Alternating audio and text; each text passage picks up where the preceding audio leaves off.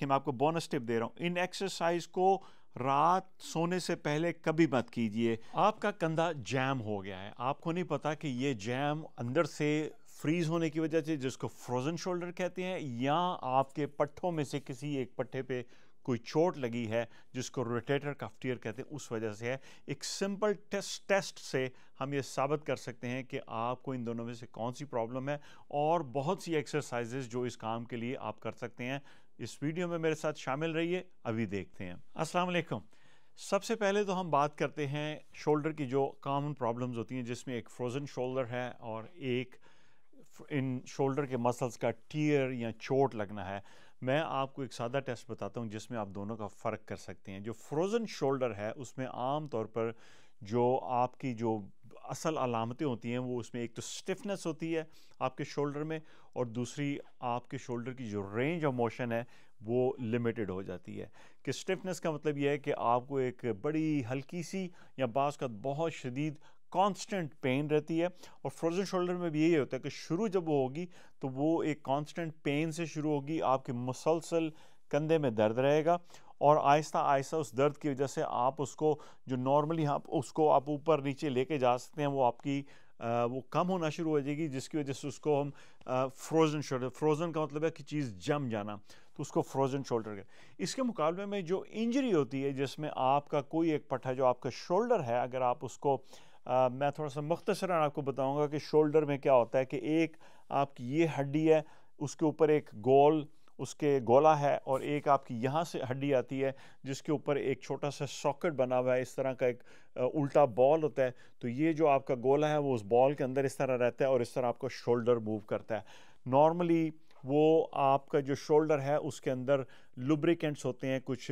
मादे होते हैं जो कि इसको मूव करने में मदद करते हैं। जिस तरह गाड़ियों में आप देखते हैं ऑयलिंग होती है उसके पुर्जों में, इस तरह शोल्डर में भी होता है। तो फ्रोजन शोल्डर में मैं आपको बता चुका हूँ जो इंजरी होती है, जिसमें अगर आपके एक पट्ठा फ्रंट पे है, एक पट्ठा ऊपर है, एक पट्ठा नीचे है, और कुछ पट्ठे अंदर से, बगल के अंदर से आपके एक तो फ्रंट साइड पे और बैक साइड पे वो जाके शोल्डर को कंट्रोल करते हैं और शोल्डर की मूवमेंट को कंट्रोल करते हैं। अगर आपकी इंजरी इन किसी एक पट्ठे को होगी तो फिर आपको दर्द उस तरह की नहीं होगी जो फ्रोजन शोल्डर होती है। इस सूरत में आपको बड़ी एक ख़ास जगह पे और बड़ी शदीद पिंचिंग दर्द होगी, और दूसरे नंबर पे वो जो दर्द होगी वो आप जब शोल्डर को मूव करेंगे तो हर जगह पे आपको उतनी शिद्दत नहीं रहेगी, एक ख़ास एंगल पे जाके उसकी शिद्दत बहुत बढ़ जाएगी, और जब वहाँ से निकल जाएगा तो उसकी शिद्दत फिर कम हो जाएगी। तो ये एक बड़ी अलामतें हैं बिटवीन फ्रोजन शोल्डर और जो आपकी इंजरी जो आपके शोल्डर को मसल्स को लगती है उसके दौरान। आप दोबारा जाके इसको देखिए और समझिए कि आपको इन दोनों में से कौन सी प्रॉब्लम है। जो फ्रोजन शोल्डर है उसको आप एक्सरसाइजेज से और दूसरे तरीक़ों से स्ट्रेचिंग के साथ आप उसको आराम से ट्रीट कर सकते हैं। लेकिन अगर आपके मसल्स की इंजरी है तो सबसे पहले ये जानना ज़रूरी है कि आपकी जो इंजरी है वो कितनी शदीद है। मैं आपको एक बड़ी सख्ती से तंबीह कर दूं कि अगर आपके शोल्डर के मसल्स में, कंधे के मसल्स में इंजरी है तो पहले जाके उसको इवैल्यूएट करवाइए, जो भी उसका टेस्ट होना करवाइए, ताकि आपको पता चल सके कि आपकी इंजरी कितनी शदीद है। क्योंकि अगर आपकी इंजरी किसी सर्जरी से ठीक होने वाली है और आप एक्सरसाइज करेंगे तो आप अपनी तकलीफ़ को बढ़ा लेंगे। तो मैं आपको बड़ा मुतनब्बे करना चाहता हूँ कि आप इस चीज़ का पहले ख्याल रखिए। अब मैं आपको चंद एक्सरसाइजेस बताता हूँ जो कि फ्रोज़न शोल्डर के केस में आप करेंगे। मेरे इन एक्सरसाइजेस को मैं दो हिस्सों में तकसीम करूँगा। इस वीडियो में हम सिर्फ फ्रोज़न शोल्डर की एक्सरसाइजेस का बात करेंगे। एक दूसरी वीडियो में मैं आपको उन एक्सरसाइजेस के बारे में बताऊंगा जो कि अगर आपके इन मसल्स को टियर है, अगर उनकी कोई चोट है या अगर वो मसल फट गया है तो उस सूरत में आपको क्या एक्सरसाइजेस करनी है। कुछ एक्सरसाइजेस तो कॉमन है, लेकिन हम इस वीडियो में फोकस करेंगे फ्रोजन शोल्डर की एक्सरसाइजेस के ऊपर। तो पहली एक्सरसाइज जो आपने फ्रोजन शोल्डर के केस में करनी है, वो आपने अपने हाथ को इस तरह से, अपने हथेलियों को आपस में एक दूसरे के साथ जोड़ लेना है, और अपनी कोहनियों को भी कोशिश करनी है कि ये आपस में इस तरह जुड़ जाएं। अगर जुड़ जाएं तो अच्छी बात है, अगर नहीं जुड़े तो आप इनको ऐसे भी रख सकते हैं। ऐसे करने के बाद आप इसको इस तरह से मूव करें जहाँ तक लेके जा सकते हैं, और फिर आप दूसरी तरफ इसको मूव करें। अगर आप ऐसे रखेंगे तो उसमें भी आप اس طرح سے لے کے جا سکتے ہیں اور اس طرح سے لے کے جا سکتے ہیں، اور اگر آپ جوڑ لیں گے تو اس میں زیادہ بہتر ہوگی، آپ اس کو دائیں طرف اور اس کو بائیں طرف لے کے جائیں۔ اس سے کوئی فرق نہیں پڑتا کہ آپ کا دایاں کندھا فروزن ہے یا بایاں کندھا فروزن ہے۔ جب آپ اس طرح کی ایکسرسائز کر رہے ہیں تو آپ کو دونوں ہاتھ استعمال کر رہے ہیں۔ کچھ ایکسرسائزز ایسی ہیں جو کہ صرف ایک کندھے پہ آپ کر سکتے ہیں، لیکن چند ایکسرسائز ہیں جس میں آپ کو دونوں ہاتھوں کو استعمال کرنا پڑے گا، تو کوشش کریں کہ دونوں ہاتھوں کا استعمال کریں۔ عام طور پہ یہ بھی دیکھا گیا کہ جن لوگوں کو ایک دفعہ فروزن شولڈر کسی ایک سائڈ پہ ہوتا ہے تو جیسے ہی یہ ٹھیک ہونا شروع ہوتا ہے دوسری طرف کا فروزن شولڈر شروع ہو چکا ہوتا ہے۔ نارملی اگر آپ کوئی علاج بھی نہ کروائیں تو دیکھا گیا ہے کہ 15 سے 18 مہینے کے اندر فروزن شولڈر ٹھیک ہو جاتا ہے، اس کی درد ٹھیک ہو جاتا ہے، لیکن اس کی جو رینج آف موشن ہے اس کے لیے آپ کو ایکسرسائزز کرنی پڑتی ہیں۔ تو میں ویسے ہی آپ کو سائڈ نوٹ پہ بتاتا ہوں، اگر کسی کا فروزن شولڈر آلریڈی 15 مہینے یا 18 مہینے کا ہو چکا ہے تو فروزن شولڈر تو ریزالو ہو چکا ہوگا، اب آپ کو صرف ایکسرسائز کر کے اس کو دوبارہ کھولنا ہے۔ اس سے ملتی جلتی جو دوسری ایکسرسائز آپ کریں گے وہ اسی بازو کو، رائٹ بازو کو آپ ایسے رکھیں اور بائیں ہاتھ کے ساتھ آپ اپنے اس کو اس طرح اندر کی طرف گھمائیں، اور اسی طرح جب یہ واپس آئے تو پھر اس کے ساتھ آپ اس کو اوپر کی طرف اس طرح اس کو گھمائیں۔ اس میں جو ایکسرسائز میں آپ کو کر رہا ہوں اس میں ہم یہ فرض کر رہے ہیں کہ آپ کا فروزن شولڈر رائٹ شولڈر ہے، تو بائیں ہاتھ سے آپ صرف اس کو اسٹریچ کر رہے ہیں، آپ اس کو بازو کو پورا نیچے لے کے جائیں جتنا آپ لے کے جا سکتے ہیں، اور پھر بازو کو اوپر لے کے جائیں جتنا آپ اس کو لے کے جا سکتے ہیں۔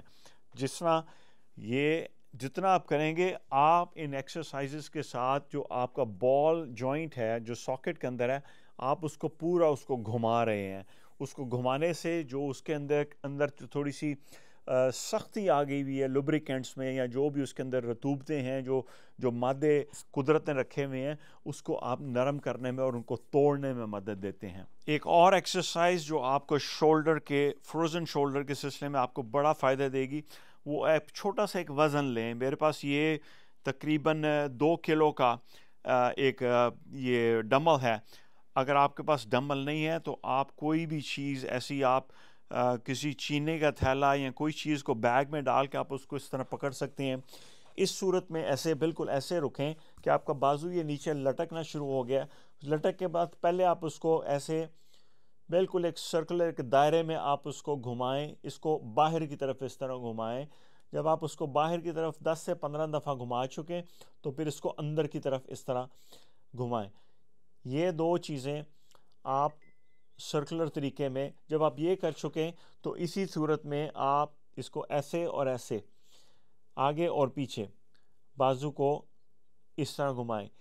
یہ ایکسرسائز اور آخری ایکسرسائز جو اس پوزیشن میں آپ کو سکھاؤں یہ بڑی اہم ہے، اس کو سمجھنے کی کوشش کریں۔ یہ دیکھیے میرے شولڈر کیسے موو کرتا ہے، اسی طرح وزن کو پکڑیں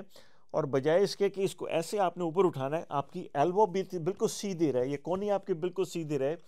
شولڈر پہ دھیان دیں میرے، اور شولڈر کو اوپر لے کے آئیں اور نیچے لے کے جائیں، شولڈر کو اوپر لے کے آئیں، شولڈر کو نیچے لے کے جائیں، شولڈر اوپر شولڈر نیچے، ایلبو سیدھی ہے، میری کلائی سیدھی ہے اور شولڈر پہ آپ موو کر رہے ہیں۔ اگر آپ اس کو ایسے کریں گے تو یہ اس ایکسرسائز کے کرنے کا صحیح طریقہ نہیں ہے۔ ایک اور ایکسرسائز جو فروزن شولڈر کے لیے آپ کر سکتے ہیں وہ اس دیوار کے ساتھ آپ اس طرح کھڑے ہو جائیں، اپنے بازو کو اس طرح رکھیں، اگر آپ سیدھا رکھ سکتے ہیں ٹھیک ہے، اگر نہیں رکھ سکتے تو اس طرح سے اپنے بازو کو رکھیں اور اپنے ہاتھ کو اس طرح اوپر چلانا شروع کریں۔ آہستہ آہستہ آپ کا شولڈر اوپر جائے گا۔ یہ دیوار چھوٹی ہے لیکن اگر آپ کے پاس بڑی دیوار ہے تو آپ تھوڑا سا آگے اور پیچھے بھی جا سکتے ہیں، لیکن اس طرح اوپر جائیں اور پھر اپنے ہاتھ سے اس کو نیچے لے کے آئیں۔ یہ جتنی بھی ایکسرسائزز میں نے آپ کو فروزن شولڈر کے لیے بتائی ہیں یہ چند ابتدائی ایکسرسائزز ہیں، یہ ان لوگوں کے لیے ہیں جن کے پاس کوئی اوزار نہیں ہے، کوئی چیز گھر میں ایکوپمنٹ نہیں ہے، لیکن آپ ان ایکسرسائز کو شروع کریں، اور اگر آپ کو یہ ایکسرسائزز سوٹ کرتی ہیں تو میں دوسری ویڈیوز میں اس کا مزید ایڈوانس ورژن بھی آپ کے لیے لے کے آؤں گا تاکہ آپ ان کو بھی کر سکیں۔ ان ایکسرسائز کو شروع کریں،